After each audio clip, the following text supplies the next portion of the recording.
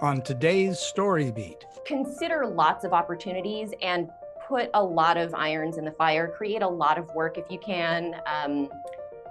Say yes to a lot of experiences and learning new things and meeting new people, because you just never know which of those things is going to open the door for you. And a lot of times it's not just one, it's the fact that you put multiple things together, sort of strung them together into, a path in. This is StoryBeat with Steve Cuden, a podcast for the creative mind. StoryBeat explores how masters of creativity develop and produce brilliant works that people everywhere love and admire. So join us as we discover how talented creators find success in the worlds of imagination and entertainment. Here now is your host, Steve Cuden. Thanks for joining us on StoryBeat. We're coming to you from the Steel City, Pittsburgh, Pennsylvania.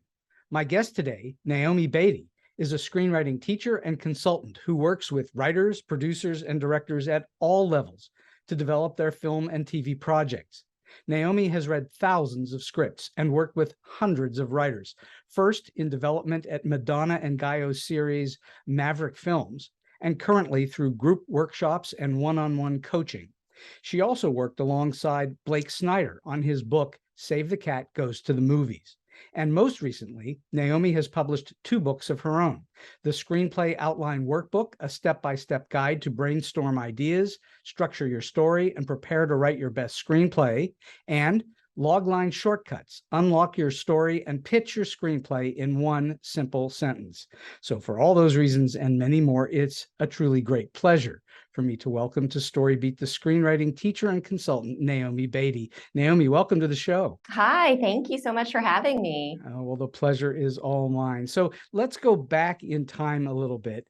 At what age were you when you first started paying attention to movies, TV shows, books, and stories in general? When did that start for you? At what age? I'd have to say it was really early. I came from a family that was big into reading, so I was sort of allowed to read anything I wanted at whatever age I deemed appropriate. And so I fell in love with Stephen King when I was about 9 years old. You and me both.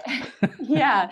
And I don't think that was necessarily the best age to start reading Stephen King, but but it did really inform sort of a lifelong love for horror movies and scary stories and things like that. So that's my earliest recollection of really just diving into an author and sort of recognizing, that there was a particular style with this one person's writing. What was your first King book to read? The very first one scarred me, and it was Christine. Christine. Mm-hmm. Yeah, I never wanted to get in a car again. I couldn't go in the garage for a good 6 months after that. Yeah. That's very funny. But eventually you overcame it and you read more Stephen King. And so yeah. Would you call him an early inspiration or influence on you? Do you think of it that way? Yeah, definitely. I mean, I loved reading his books, from about age 9 until young adulthood. Mm-hmm. And it was sort of a tradition in my family. I would get the new Stephen King hardcover every year for Christmas. So I have fond memories of that. And now the way he churns them out, you could get 2 at Christmas. Yeah, no kidding. Sometimes more. One for a stocking stuffer and one for a gift, I think. Exactly. So when did you start thinking about story as something you wanted to get into, that you wanted to participate in the telling of stories, not just the reading of stories? Yeah, well, my early love for Stephen King, and then I was also reading a lot of, more girly and sort of like teen stuff during those years as well. And that was when I first decided that I would become a novelist, and I started writing my first novel, I think around the age of 10 or 11, something wow. like that. And then, well, wow, don't be too impressed. That's ambitious though, at 10 to be wanting to write a novel. That's ambitious. I don't think I got very far. I had, 5 or 6 chapters, and then I realized it was much more interesting to me to read completed stories. But it's hard work. That's what you figured out. Yeah, exactly. But that was sort of my, the first few tentative steps that I took into, understanding stories and wanting to be involved in telling stories and understanding how they work and things like that. And then I came to movies really late. My family did not watch a lot of movies or TV. And so I didn't really discover movies as a vehicle for telling stories until I was in college. And then I went to a school that had some film appreciation classes. So I started taking those and I realized, oh, people are making movies and these are a really interesting way to tell stories that can move you and entertain you and make you feel all sorts of things. And so I started studying screenwriting, self-taught, of course, just learning everything I could just by reading screenplays and reading books. Your school did not offer screenwriting classes. It might have, but I think at that point I was probably too intimidated because it was such a new concept to me that was something that people did, was make movies. I was really just coming to it as like, oh, this is, I know about movies. I understand that movies exist, but I had no idea that there was a whole industry behind it and a whole, many professions of people who create movies. And so I think that I was trying to learn what I could on my own. And so you're kind of a self-taught person in terms of screenwriting. Yeah, definitely. And I think you'll attest to this, that, you really don't need to go to school to learn that. Though I think in some cases it helps a lot. But if you learn it on your own, it's perfectly acceptable. Yeah. And I think, there are so many different ways to learn about screenwriting or to learn about movie making, and people learn in different ways. So what might work for one person might not work for another. I think that when I started out, I am definitely the type of person who tries to learn everything I can first before I try my own hand at something. Right. And I wish that wasn't the case, because I know a lot of other people who just dive in and start learning by doing. And I actually think that that's a shorter path to really understanding screenwriting, is if you start writing your own scripts, quickly.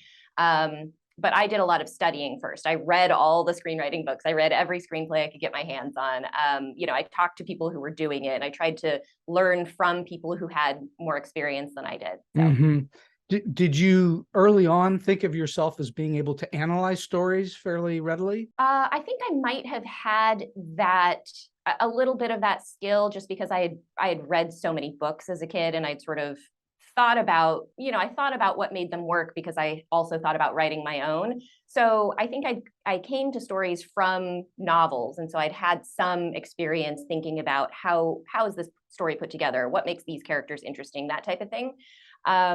But learning how to analyze screenplays really came from first having to read a bunch of screenplays and put my thoughts together about them in order to, convey to someone else what I thought about the screenplay. And then also working with Blake on his second Save the Cat book, because that just involved analyzing movies kind of nonstop. So we'll get more in depth on Save the Cat in a little bit, but I am curious, did you have an understanding of storytelling per se prior to meeting Blake Snyder? I think I did, but it sort of advanced by leaps and bounds, I think, working with Blake. Yeah. Had you read Save the Cat? Was that one of the books that you self-taught yourself through? I was actually a beta reader for Save the Cat. So wow. I had the pre-publication copy of Save the Cat. How did you arrange that? Yeah, so my very first job in LA was working as an assistant to a producer manager who was friends with Blake. And so that was how I met Blake in the first place. I see. Well, that makes sense. Yeah. Do you think of yourself primarily as a storyteller? That's an interesting question. I don't. I think of myself more like a story analyst. So I kind of think of myself as a mechanic for stories. I mean, I really like pulling them apart and understanding how they work, and sort of, if this particular story is making a funny noise, like how can we find what's making that noise and then put it back together in a way that works a little bit more, runs a little more smoothly. That is the first time I've ever heard anybody in all the years I've been doing this actually explain a story problem as making a noise. I think that's great. That's what it feels like, I think. So all right. So tell me then what you think makes a story a story. how does a story work? Do you have an easy way to describe that? I know it's a little more complicated than, two seconds, but do you have a simple way to define why a story is a story versus not? Yeah, well, I tend to think of stories in terms of feature screenplays, right? In terms of feature length movies. So when I think of stories, I think of it as, it's showing us one person who wants one thing very badly, goes after it against strong opposition, and all of that, right? Everything that entails. So I tend to think of a story as one cause and effect pathway. Right. And it's usually about one character that we care about. Called the protagonist, yes? Yeah, does that sort of answer your It does. question? You've answered it exactly as I was hoping you would answer it. And Okay. I mean, that's what it is. It's a singular, usually a singular character in search of a powerful goal with a lot of obstacles in the way. I mean, that's a pretty standard way to think of storytelling, especially screenplays, because you have such limited real estate in a movie. It's not like you can write a 10,000 word novel. Or a 10,000 page novel, even better yet. You can't write Harry Potter, the whole series, and then expect to do it in one movie. You have to do it in those 8 movies. So what then makes a great story great? What are those things that make great stories great? I think what makes a great story great is one that, well, we can talk about what the actual stuff that goes into it, but I think it's the effect that it has on the audience, on the viewer or reader, right? So what makes a great story great is that it touches you and moves you and makes you feel seen and heard in some way. Because there are a lot of, stories, things that qualify, that fit all those requirements of stories that we were just talking about. And that might even, hold your interest for an hour and a half or 2 hours. But if they don't make a lasting impact on you, if they don't have like some resonance or some, lingering effect on you, I don't think those are such fleeting stories. I wouldn't call them great. I think the great ones stick with you and you think about them, the next day, the next week, further into the future. You want to go back and revisit it. You want to experience it again so you can see something new in it. It has to have an emotional impact. Definitely, yeah. And do you have some sense, after reading so many stories, of what it is that actually tends to make stories emotional for people? Do you have a sense of that? Well, I think it comes through the protagonist. So I think that the stories that are able to have an emotional impact are the ones that have a protagonist that we can engage with, that we invest our own emotions in, and then we go along on the ride with them. And we feel either the things that they're feeling or we feel in reaction to the things that they're experiencing. But either way, it gets us in the feels instead of just kind of watching for fun. So you're saying that that it's helpful for the audience to have some sort of empathy for that character, to feel for them? Oh, definitely. Yeah, I think that's exactly right. So what do you think the sorts of things are that audiences demand, expect, deserve out of a really good, say, a Hollywood movie or Hollywood TV show? What is it that you think that an audience really is coming to expect when they go to a movie or watch something on TV? That's a good question. I think that what people expect, what audiences expect, is probably, I'll try to articulate this, to have their whatever sort of type of entertainment they desire from that particular movie, to have that fulfilled and then some, right? So if I'm going to be scared, I want to be really scared. I don't want to feel, that was kind of okay, and I was a little scared, So I think that sort of like, well, I was going to say sort of like dating, like when you meet somebody new, you sort of hope that they'll exceed your expectations, right? Right. And I think that's what audiences really hope for when they go see a movie, is they've seen the trailer or they've heard about the movie, they have a little taste of it, and they have hope that it will deliver that and more. Is that hope, do you think, set up by their expectation going in is set up by things like advertising, like marketing? Is it set up that way? A lot of it is, I think. And, you've seen that happen where a trailer is cut for a movie that I don't want to say it's misleading, but audiences then see the movie and feel like they were misled. They feel like the trailer promised one thing and then the movie delivered something else. And sometimes, I've even had that happen where I thought I was getting one thing, I saw something else, and in the moment it is disappointing or confusing maybe, or something like that. And then there have been times when I've rewatched that movie again later on down the road when I didn't have those expectations in my mind and I enjoyed the movie. It was a good movie. It delivered, an emotional experience or entertainment or whatever. But because I didn't have that same set of expectations as earlier. That's very interesting. And I think it's true. I think you're spot on. I think it's very interesting that your expectation going to watch something, whether you're watching it at home on a couch or in a movie theater or a play or whatever it is, that your expectation of it is so important to your ultimate feeling of it, and that expectation can be shifted at a different time. And then your enjoyment of it is different, whether it's better or worse, but it's different. And I think that's very interesting, that the expectation has an impact on the ultimate result of the storytelling. I was just going to say, you've probably had that experience around like Oscar season, right? When there's buzz around certain movies and you go see the movie then, and your expectation is so high because you've heard, it's in contention for an Oscar, and you go see it and you're like, oh, that was okay. But sometimes if you wait when you don't have that buzz sort of in the back of your mind and you see the movie and you're like, oh, it was so good, I can see why it won the Oscar, or I can't believe it didn't win the Oscar, Oh, sure. I do think that happens a lot around Oscar season, where movies have some kind of built up thing to them. And we have known over time that the Oscars themselves sometimes are not the best weather vane as to what a great movie actually is, and that over time they fade away and you never hear of them again. Sometimes they do, but it's not uncommon for a movie to not be as great as was in the zeitgeist, as they say, at Oscar time. So I know that you have both given your fair share of notes over time and that you've received your fair share of notes over time. That's an inevitable thing if you do what you do. So I'm wondering, what is your technique in handling notes that you receive? Let's talk about that first. When you get a note, how do you receive it? What do you do? With tears and then run away and hide my head under the covers? No. I think I've probably gotten better at receiving notes over time. Getting notes is never your favorite thing in the world, right? It's not fun, no.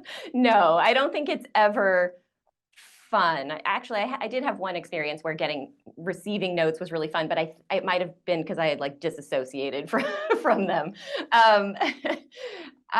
So I think over time I have gotten better at receiving notes, and a big part of it is just learning that it's not personal. The thing that you have written is not you. It's not being injured by the notes. It's not being killed by somebody's critique of it. And I think just the more you receive notes, the easier it is to sort of see it that way. That's like, okay, I have this thing. I know it's not perfect. The more you write, it's also easier to see that it's not perfect, right? Sure. And so if you can just remember that it's not personal, and it's not usually the person giving you the notes is trying to help you, right? They're not trying to hurt you. I kind of like to think of notes now. In the early days of my being a writer, which is back in the Pleistocene era, I used to think of it personally, like you're talking about, where it hurts, and it's not like it never stops hurting a little bit when somebody gives you a negative note or something that really disagrees with what you've set up. But I think it's important to think of notes as an opportunity, and that when someone gives you those notes, they had some kind of they bumped on something, they took something the wrong way. And so I think it's important to think of notes as an opportunity to maybe find better in your work. Yeah, and I think that's a great attitude. I knew a writer one time who told me that this changed the way that I saw notes. I think this was a big turning point for me, and I don't think he originated this idea. So it probably came from someone much bigger and more famous. But he said that if somebody gives you a note and it's a good idea, you get credit for that when you put it in the screenplay. Exactly. So you might as well take a good idea anywhere, you know? I've also had a fair share of notes that I thought were just the dumbest things I've ever heard, but I gave them thought, and over time, somehow some notes will actually trigger other thoughts that actually improve the work. So Yeah. I think taking notes is a good thing. All right, so let's flop that around. What is your attitude toward giving notes? How do you deliver notes to people? Well, I think it helps knowing what it feels like to receive notes, right? Because sure. you're sort of sensitive to that. But I think the biggest thing is that I always try to understand what the writer was trying to achieve. I'm not trying to give them notes to mold the thing into what I think it should be. I'm trying to understand what they were going for, and then I can see, well, where did that break down? Why didn't that come through? Or how short did we fall from that goal? You know, if we were trying to write this thing and what we got instead was this other thing, like, let's figure out how to close that gap, you know? Sure, I think that makes sense. Your job as a note giver is to try and, I assume, find a way to make the thing work. Yeah, I mean, I think of it really as like diagnosing, you know, what's sort of ailing the screenplay, right? It's like trying to understand, well, why isn't this working? And then trying to figure out, well, how can it work? You know, or how can we make it into that thing that you're trying to turn it into? And that is assuming that you sort of know where you want it to go. Right. I'm also guessing that you've given notes over time that you too were trying to figure out how to make something work, and you weren't sure where the end product should be. Yeah, and I mean, that is why I prefer to give notes in conversation. You know, I do a lot of written notes as well, but usually there's a follow-up conversation to it because it's just so much easier. It's just so much easier to talk to someone and get on the same page. If you know, I can give you all of my thoughts in written form, but then if we can talk about it and I can say, well, so is this what you were hoping to achieve, or what were you doing with this character? Was that, you know, was that intentional, or were you going for something else, or whatever? I can kind of dig into what were the intentions there, and then we can talk about how to fix it, you Well, know? just like this interview, it's easier to understand your intonation and whether you're inflecting words a certain way or not in a conversation versus written down, where you may not get that there was some kind of an intonation to it where you were saying something positive, but it comes off as negative in the writing. True. Yeah. Yeah. And I think also in written notes, there's a tendency to get really academic in your, you know, your explanations or your notes. And so I think that knowing that, it's also good to have a conversation about it, because sometimes the academic, you know, kind of descriptions or assessments that you give, they might make sense, but they might feel overwhelming. Whereas if you can kind of like break those down into, okay, well, so here are the sort of, you know, 2 or 3 big overarching things to think about first, right? You can kind of help prioritize what's happening. I think that's very, very good. So I'm wondering, what you've read, obviously, lots and lots and lots of screenplays.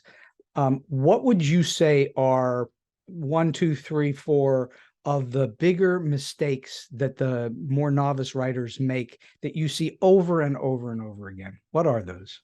Yeah, well, I mean, I've been thinking about this a lot recently, actually, and it's funny how many. So I think when we start learning screenwriting and we start, you know, thinking about how to put a screenplay together, there are sort of these foundational elements that you know you need for a story, right? It's like you need your main character. You need him to want to do something. He's got to be trying to do something over the course of the script or the story. You need opposition, somewhere that the conflict is coming from, right? And you need something at stake, a reason that he wants that thing, a thing that's motivating him to keep going even when it gets hard.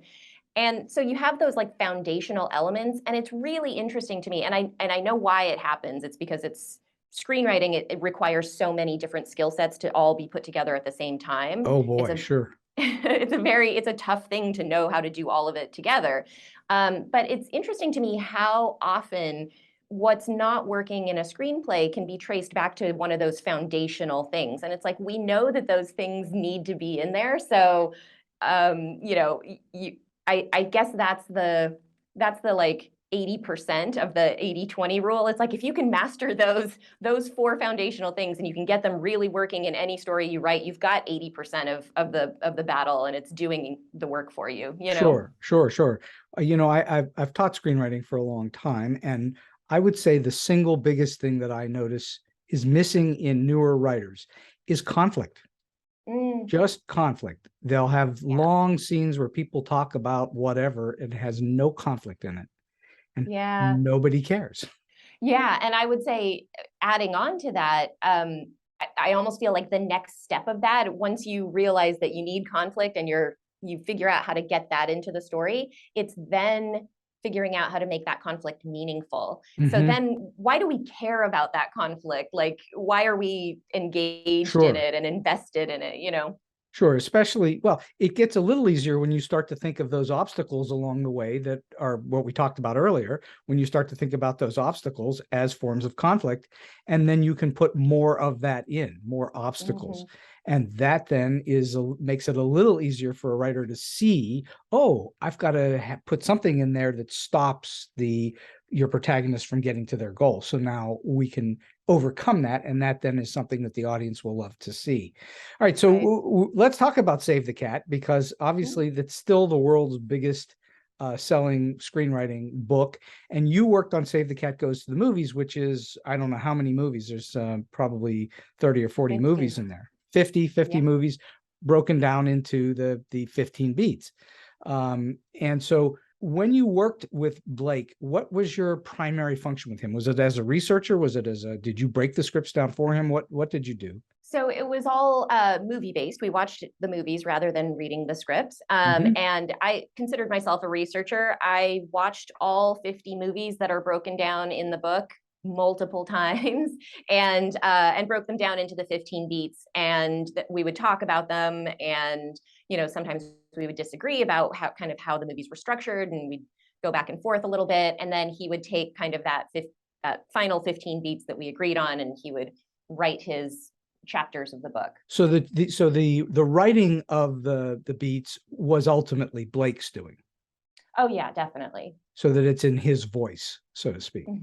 Because it's his analysis, really. Like I was helping to to watch the movies and to break them down so that we understood kind of what the structure was, but he was writing the analysis. Well, sure. It's challenging to watch that. Already know. I'm not telling you anything you don't know, but it's challenging to watch all of those movies with that mechanical thought in mind, right? Yeah, definitely. And that was why I ended up watching those movies multiple times. I mean, to break down a movie and to really understand sort of how the structure works and what the turning points are. I think you can get it broad strokes on the first watch, but a lot of times I would watch those movies 2 or 3 times to really understand, okay, where are we, where do we see the midpoint? What's happening there? Why does it work? How is that affecting the rest of the story? Well, my education said to me, I graduated from UCLA with an MFA in screenwriting. So I have a relatively decent background in that process, in the academic part of it. And that education said to me, you really can't figure it out on the first watch. It's akin to, this is what I was taught. It's akin to being on a whitewater rapids canoe trip, and you're seeing all that scenery going past you very quickly. And you notice there's funny looking rocks over here and neat looking trees over there, and there's the mountains over there, and you see all that, but you can't really take it all in and memorize it. And so you actually need to go and take the trip again to slow things down and actually analyze. Do you think that that's a fair analysis of that? Yeah, I totally agree with that. I think that that's really true. And I think that probably the more you watch movies to analyze them, the better and the faster you get at it. Oh, sure. You get better at just recognizing, like, okay, that's going to be the break into act 2, or that's going to be the midpoint. You sort of get that sense. But especially when I'm betting when you watch a movie, you frequently are saying to yourself, "Oh, there's the midpoint of the movie." I try not to. but you probably can't help yourself, I'm guessing.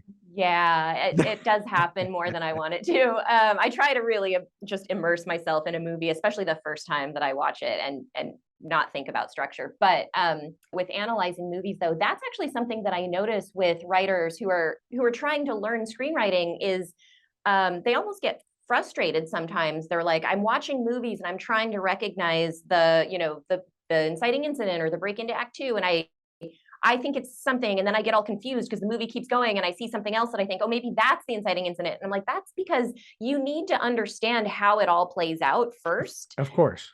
In order to be able to go, okay, so that was the thing that kicked it off. And then here's where the goal was formed. And, in order to really understand it, you have to kind of be able to see the 40,000-foot view and know the lay of the land. And then you can recognize like, oh, okay, so that's where it took a turn. And this is where it took a turn. So what do you think makes Save the Cat so useful for people? Is it the fact that it's got the 15 beats, which gives you all of these little milestones for this 110 or 120 page work?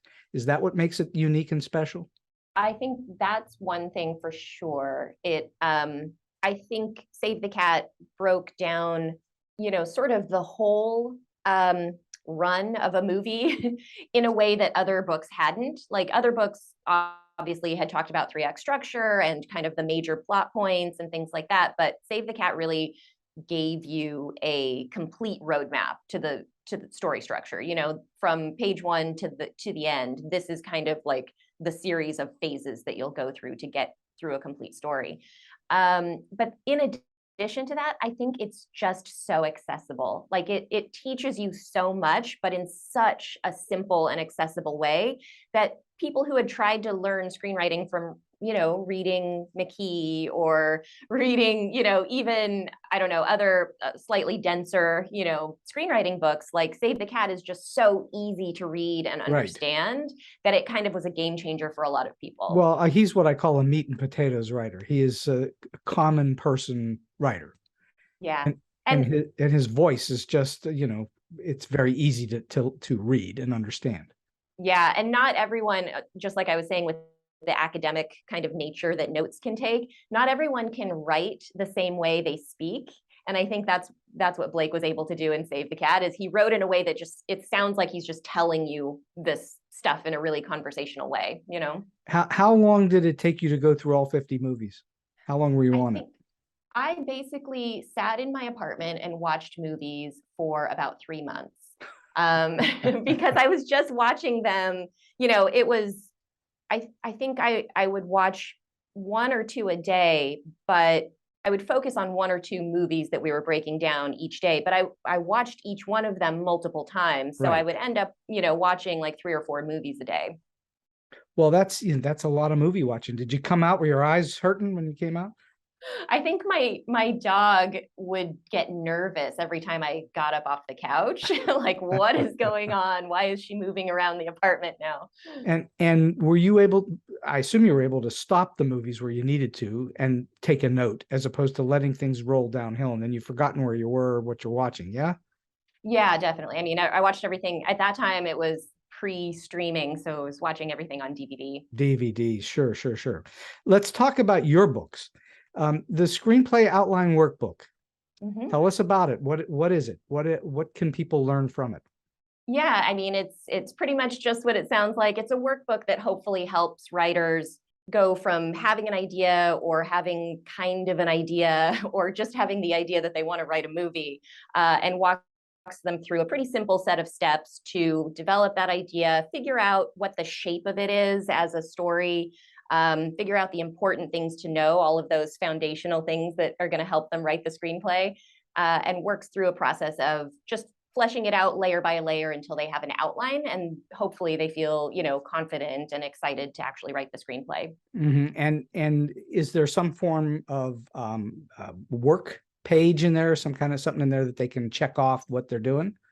Yeah, it is an actual workbook because I am a big school nerd and I love having worksheets and things like that. So it is an actual workbook that you can physically write down your ideas in the book, work through the steps and the exercises. And also, I mean, one of the things that I always really hoped for when I was, developing screenplay ideas is like, I want a place to collect all of my ideas and choices that I'm making as I develop this idea into a complete story, right? And so I would have pages and pages and pages of notes, but I would make choices and then sort of not know how to build on those because they were just in my head. And so that's one of the things that I wanted the workbook to do was have places where you could just sort of collect the things that you've decided. Oh, okay, so I think this is what happens at the inciting incident, or, developing your character, like, okay, so I think here's the kind of, flaw or misbehavior that he's dealing with at the beginning of the story. And here are the things that he's going to experience that, force that to change. And it's a place to write all that stuff down so that you have it in front of you. And while you're outlining, you can reference those things, and hopefully they actually make it into the story, Right. And this is stuff that you have developed over a long period of time for your own work, yes? Yeah, it's stuff that I have used in developing my own stories, but also a lot of them are exercises that I put together in teaching workshops or working with writers to sort of, because sometimes the ideas in my head that I want to explain to people, like, here's how a story works. Here's what it looks like in my mind. Here's the graph of it and how all the pieces fit together. And so putting those on paper for students or for people that I'm working with on their scripts, I found that was a good way to give them a visual of, like, oh, okay, so this is what you're saying, where the character needs to begin to run into conflict with their goal or what have you. So all of that stuff is in the workbook too. So that's kind of, those are the exercises that you would work through, or like graphing out your idea, writing down kind of where things happen, all of that stuff too. Do you give any assistance to people that are attempting to structure something a little uniquely? Like, for instance, somebody was trying to write pulp fiction where time is, put out of order in a big way. Do you have assistance in there for those thoughts? So I don't specifically address, movies that happen sort of in non-chronological order or that involve a lot of flashbacks. I don't specifically address that stuff, but I think that the sort of general principles apply. A lot of it is just about understanding, like, what is the effect that you're trying to have on the audience, right? So, at the inciting incident, this is where you want the audience to sort of take notice and say, oh, okay, the story is starting now because something has changed and the character has to do something about it. I think even in unusually structured movies, you still need to have that moment because that's what the audience is expecting. That's what our brains are sort of wired to pay attention to, is like, where do things change? What has to be done now, right? And those are the things we're sort of looking for.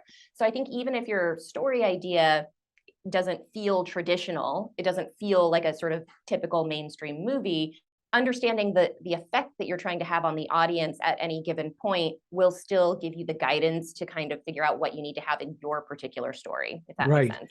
So this is kind of an interesting question for me. You're writing a book about writing, which I've done a couple of times. And did you outline and treat your book about writing in the way that you talk about and teach how to write? I do, because I'm such a planner, I'm such a, I like to think everything through before I dive into sort of the weeds of it. So I outlined a lot. And just like when you're writing something more creative, that outline changed a lot. I wrote big sections that I then had to toss out and rethink. And a lot of it was kind of double checking. If I'm trying to teach this to someone else, does it make sense to lay it out this way, right? Like, I have these, concepts that I want to convey. What's the best way to, lay them out to someone who is unfamiliar with them? So a lot of the re-outlining and rewriting was around that. And figuring out the structure of your book was as important as teaching about the structure of movies. Yeah, and really the structure of it, I mean, as you can probably guess, it's hopefully a set of steps that will lead you from point A to point B, right? But also, I think so many screenwriting books are really about, they're very sort of like siloed in their treatment of plot and character. And a lot of times when I'm working with writers, it's such a back and forth. It's like you think a little bit about the plot, you get certain things worked out, either the big shape or the major plot points or what have you. And then you have to move over to character because you have to understand who's the right character to navigate that story, or how do I need to begin to shape the character who's going to be the most, challenged by those events or whatever. So it's not a linear thing where you can go, okay, here's everything about the plot, and now I can work on the characters. It really has to go back and forth. And I tried to get that into the workbook as well, where it's like you start out with an idea, and then you start, just try to get just the basic shape of that. And then you think about what's the best character to be in that particular story shape. So that's interesting. Your approach is story first, characters follow. Yes? Well, I think you can start either way. And most of the writers I've worked with start with concept or plot, right? They have an interesting what if, or I want to write a story about the wrestling, female wrestling, or something like that. And so they sort of, most of the writers I work with tend to come with that, basis, with an arena or an area or a job or something like that. Yeah, it's usually something a little bit more plot based, more external, right? And then very few writers, and maybe it's just because they start with character and then find a story for the character and then come to me, and so I don't see it from the very beginning. But I do think you can start with character as well. And actually there is a section in the book where that's called like have a character but no plot. What to do about that. Because I do think sometimes you can get inspired by a character and just think, oh, this is such an interesting type of person, like I want to write about that. But then you have to find like, okay, well, what's the right plot to challenge that character and force them to go through the transformation that I want to see them go through, or teach them the lesson that I want them to learn. I think that's quite valuable. Now, you say most of your or a good part of your clientele that comes to you with a finished work, and then they need help to make it actually sellable. Well, it's actually sort of both, like, 50-50. I have a lot of writers who come to me with a finished draft or a finished screenplay, and they want feedback on that and they want help understanding, like, how can I make this better, get it ready to send out, those types of things. But I actually have a lot of people that I work with who, they have an idea, or they've started to develop that idea and they maybe have a rough outline or part of an outline. And so I start to work with them kind of in the story breaking phase of the process as well. Right. Well, I assume you have people that come to you with just a kernel of an idea and have you help them to develop the whole thing. Yes. Yeah, it's really fun. You get it in all ways, as they say. So you get it from a completed, polished draft that isn't working, to from all the way from that to I have an idea. Right. That's very, very good. All right, so let's talk about the Logline Shortcuts book. Okay. Clearly, that's usually the first line of someone selling a work is a logline, correct?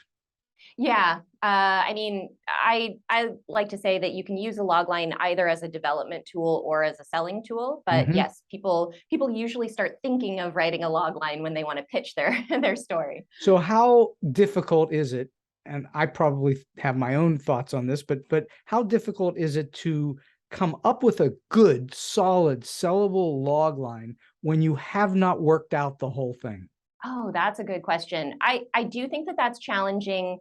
Writing the logline before you've, figured out your whole story or written your screenplay can be very difficult, but there's a big benefit to it and there's a big drawback to it. I think the benefit is that it sort of forces you to make things real, to start making choices and figuring out, like, what is this thing that I want to write and how do I see it? What, writers are so good, myself included, this isn't a knock on writers, but they're so good at like convincing themselves they've got it all figured out and then actually trying to write it and figuring out how much they still need to figure out. Oh, yeah. And again, myself included.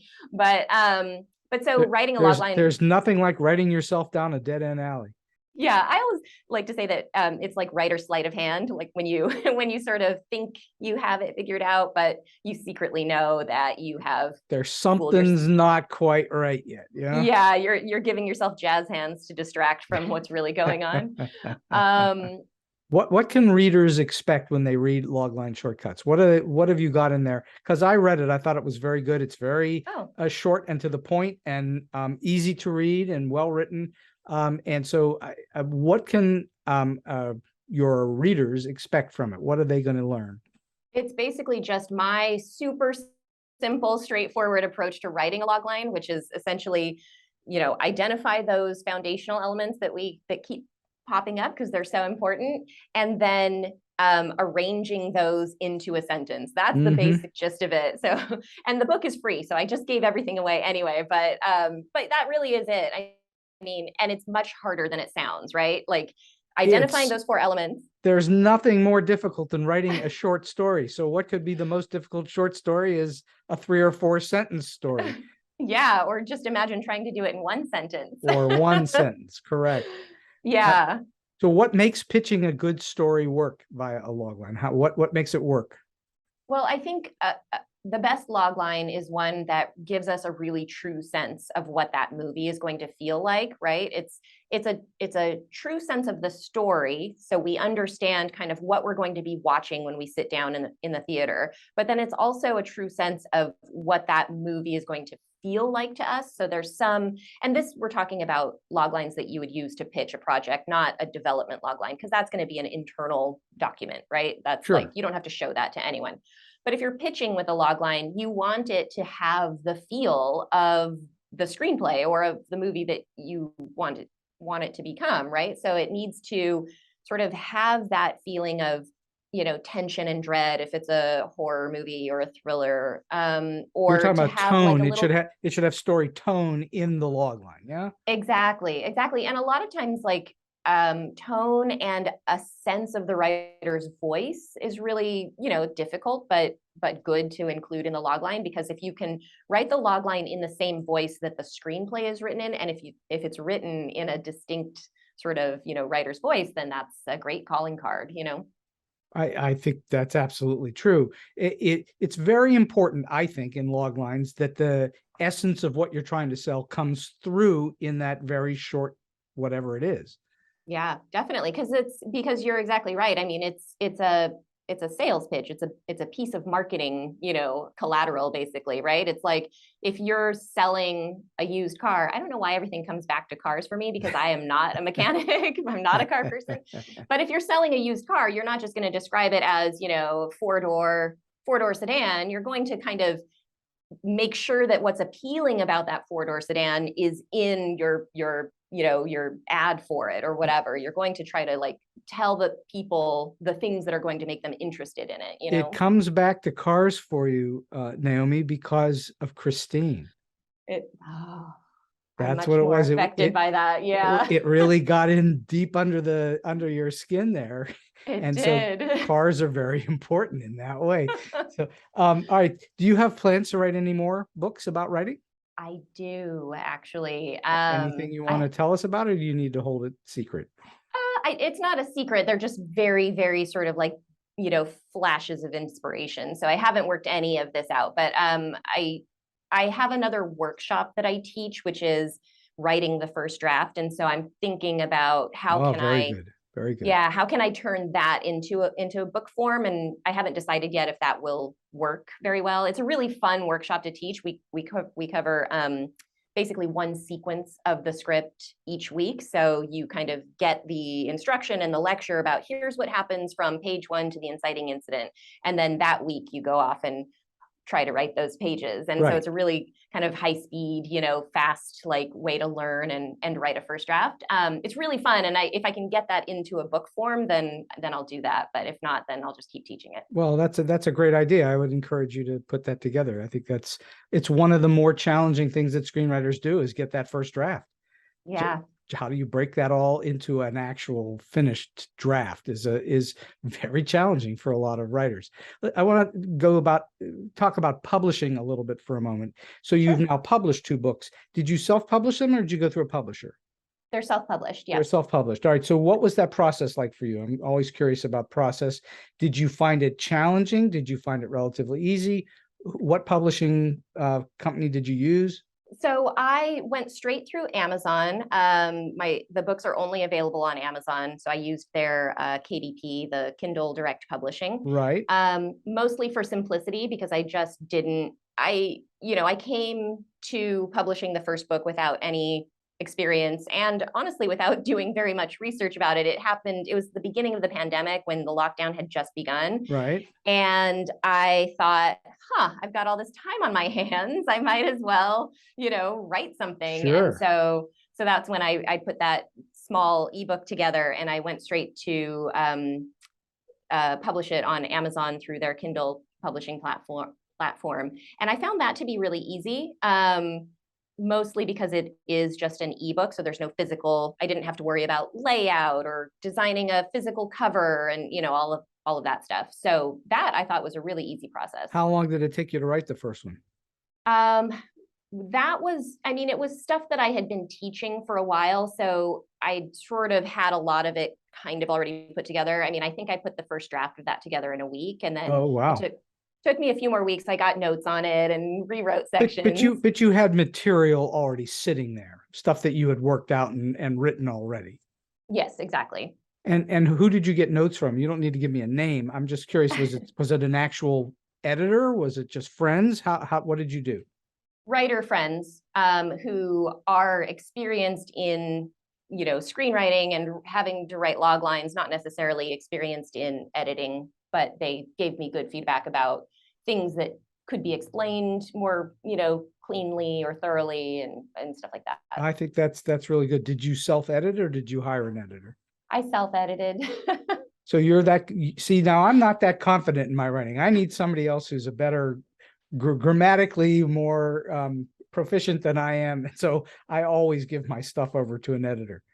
I should do that. I have gone back and read sections of it and been like, oh man, I really should have had someone edit this. But and I know that I wasn't even an English major. I know that my grammar's wrong, but I'm hopeful that really I'm just getting the ideas across in a way that makes sense to people. And that then is your voice. Yeah. Yes, grammatically incorrect. That's my voice. Nothing wrong with that, really. As long as it's understandable, that's the key, really. Yeah. How would you say that teaching has informed your writing, and how has writing informed your teaching? That's really interesting. Teaching has definitely informed writing things like the logline book or like the workbook, right? Because that's all stuff that I have tried to teach to other people and seem to, they seem to enjoy learning about those things. And so that's what inspired me to put them into book form. Do you find yourself learning by virtue of teaching? Do you find that you're teaching something and suddenly you have an epiphany about how something works that you hadn't thought of before? Well, a lot of times when I'm trying to figure out how to explain something, sometimes I get questions from readers or from students, and just in trying to break down what I want to explain to them, I'll have new epiphanies and new insights about what I'm trying to teach. And then sometimes I'm inspired to go off and write a whole other article about that thing that I've just realized, which is great. I love it when that happens. And I particularly love it when that happens because it reminds me just how much there is to understand about screenwriting. There's just so much to dig into, and I find that really fun. And so I love it when I'm explaining something or trying to understand something even, and I get a new layer to it. Oh, that's how that works. Oh yes, that makes sense because this, and you put all the pieces together. And as you're writing, then you sometimes figure out things that you're going to teach that you went, oh, I never thought of that before, right? Yeah, as I was doing the workbook, there were sections where I realized oh, I've never taught this particular, subtopic of this before. And it needs to be in here so that, we can move from point A to point B. And so then that sort of inspired a whole new section. And a lot of times I'll test that stuff out as a, a newsletter to my people, my writers. So I'll sort of test it out that way first, so I can see what questions they have and see oh, okay, did that make sense? Can I explain that more or better? So how did you manage to stay so disciplined during the pandemic? Like I said, I'm just a school nerd. I really like studying, and screenwriting is the thing that I enjoy studying the most. So for me, it's fun to have a lot of time to just really study a script, or writing the workbook or writing the logline book was really fun for me because it was just time to sit and think about those topics and try to explain them, which is a way of thinking through them, you know? Mhm. Do you ever have periods where you would just as soon put it all aside and not deal with it? I know I do. With reading, I mean, with writing, I think no matter what you're writing, you're always going to hit those moments where you're like, I can't look at this anymore. I need to walk away. So then what do you do to stay disciplined? Do you go out and exercise? Do you go to a movie? Do you do something? What do you do to overcome that moment of, wait a minute, I'm overwhelmed or I'm burnt or whatever? Yeah, it definitely depends on what I'm writing. So if I'm writing something that is nonfiction, right, and like I'm trying to explain something or whatever, and I just get too much in my head, a lot of times I'll take the dog for a walk because it's as you're moving, and it's just a good sort of meditative exercise. In the back of my mind, the wheels are still turning, right? This is the same dog who's surprised when you get up from the couch? Different dog, unfortunately. Oh, okay. New dog, but he gets a lot of walks. He gets a lot of walks because that is my thinking time. Sure, of course. I have the best ideas when I'm walking the dog. So if I'm feeling kind of stuck on writing something that's more, that's nonfiction stuff, I will take the dog for a walk. However, if I'm working on something that's like I'm actually working on a screenplay, or I'm trying to break a story and develop it, I think in every project you hit that point where you're like, this may have been a mistake. Maybe I should stop working on this altogether, right? And those are the times when I find it's really, really helpful to refill the well. It's like, okay, I have to stop thinking about my story, and I have to consume other stories or other things that make me feel happy and inspired and make me fall in love with stories again and remind me of what stories can do and can be. And what's your go-to? Is it horror? Sometimes, I mean, I think it depends on what I'm working on, because I don't like to watch stuff that is too similar to what I'm actually working on, because then you have that problem of, you get, too close. You feel like you might be stealing something and you don't even know you're doing it. Yeah. And also I think it's hard to get inspired when if you're tired of writing a romantic comedy and you have to get away from it to refill the well, I think it's hard to watch a bunch of new romantic comedies, right? Because you're like, I'm tired of thinking about rom-com. So in that case, I think then I switch genres. I go more towards like, I just want to watch horror, or I want to watch a really good detective story or thriller or something like that.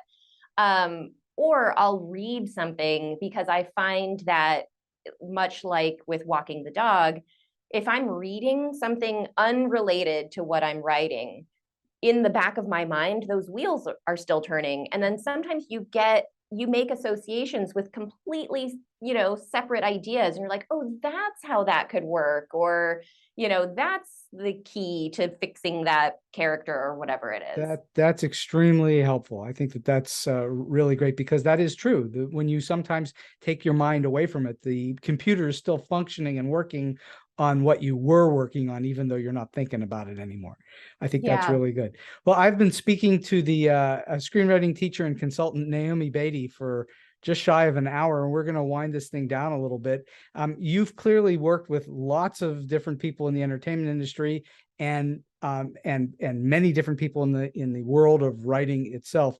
And I'm wondering if you have a story or two that you can share of something that was weird, strange, quirky, oddball, offbeat, or just plain funny. Well, I don't know how funny this is, but it was maybe 6 months after I moved to LA. This was my most Hollywood experience, right? And it came so quickly after I moved to LA that I think it really ruined me for the rest of my years. But I got to be a seat filler at the Oscars. Oh, and I mean, I really, I'd only been in town for a couple of months, and I felt like I have made it. I am going to the Oscars, right? And it was one of those experiences that I'm sure I will never have again. But I'll always remember. And I got to meet some of my heroes, and I just thought, wow, Hollywood's easy, man. Anyone can do this. You just show up and they send you to the Oscars. Whose warm butt did you get to sit in? Well, I got to sit next to Clint Eastwood. Ooh. And I know, and I was like, oh my gosh, this is like the height of all of my achievement right here. He is a physically large man, is he not? Yeah, actually, I had to climb over his legs to get to my Oh. seat, and I was just like, oh, this is you can't make this up, right? I got to write home about this. That's very exciting stuff. All right, so last question for you today. Sure.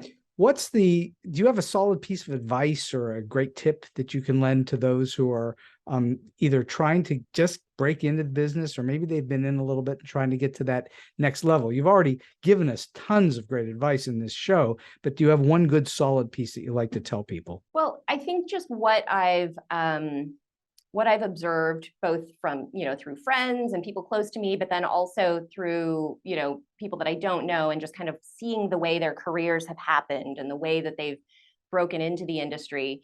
Maybe this isn't surprising to anyone else, but I think it came as a surprise to me when I finally realized this, that most often it's a product of compound interest instead of one lottery ticket, right? So it's like, sometimes people write that one script that they think is going to be the thing that breaks them in, or they have one strategy, they think, oh, I'm just going to keep showing up for, this particular thing, and eventually I'll get in. And I think what I've seen more often than not is that you have to say yes to a lot of things, or you have to have a lot of irons in the fire, right?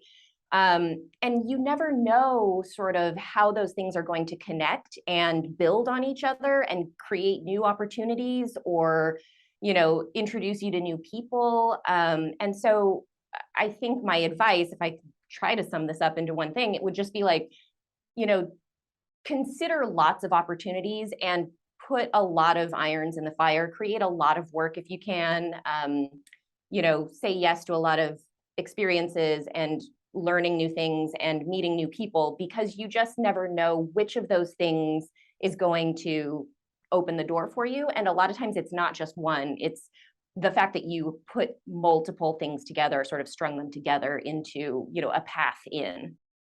Naomi Beaty, that is just fantastic advice. I absolutely commend you for saying that, because that's what it is. The more that you do, the more likely it is that something will come out of it. And it's a numbers game in that way. It's a percentages game. Naomi Beaty, this has been a terrific hour on StoryBeat, and I'm very grateful for you taking the time to spend with all of us on your experiences in the world of screenwriting. Of course. Thank you so much. And I had a great time chatting with you. And so we've come to the end of today's StoryBeat. If you like this episode, won't you please take a moment to give us a comment, rating, or review on whatever app or platform you're listening to. Your support helps us bring more great StoryBeat episodes to you. StoryBeat is available on all major podcast apps and platforms, including Apple Podcasts, YouTube, Spotify, iHeartRadio, Stitcher, TuneIn, and many others. Until next time, I'm Steve Cuden, and may all your stories be unforgettable.